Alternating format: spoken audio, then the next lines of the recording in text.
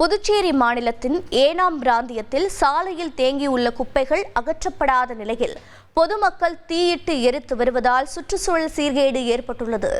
கூடுதல் தகவல்களை செய்தியாளர் எழில்குமார் வழங்கிட கேட்கலாம்.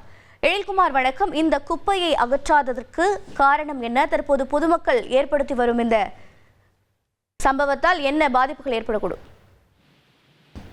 புதுச்சேரி மாநிலத்தின் ஏனாம் பிராந்தியத்தில் உள்ள கனகலாபேட் பகுதியில் அங்கு குப்பை சேகரிக்கப்படும் அனைத்து குப்பைகளும் அங்கு கொட்டப்பட்டு வந்தது.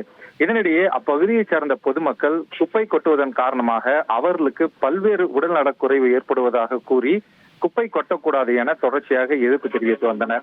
இதன் காரணமாக அங்கு குப்பை கிடங்கில் குப்பை கொட்டாமல் கடந்த சில தினங்களாக தொடர்ச்சியாக குப்பை வாரப்படாததன் காரணமாக சுகாதார சீர்கேடு ஏற்படும் நிலை ஏற்பட்டது.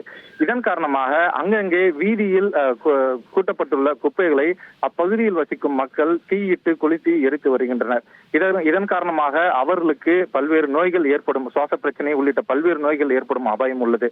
எனவே புதுச்சேரி அரசு மற்றும் யானம் பிராந்தியத்தில் உள்ள நிர்வாகி ஆகியோர் இதற்கு நிரந்தர தீர்வு காண வேண்டும்.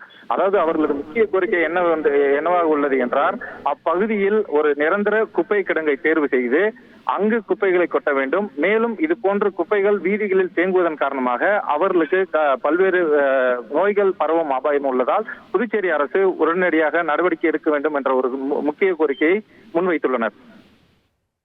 உங்களுடைய தகவல்களுக்கு நன்றி எழில்குமார். செய்திகளை உடனுக்குடன் தெரிந்து கொள்ள உடனே சப்ஸ்கிரைப் பண்ணுங்க.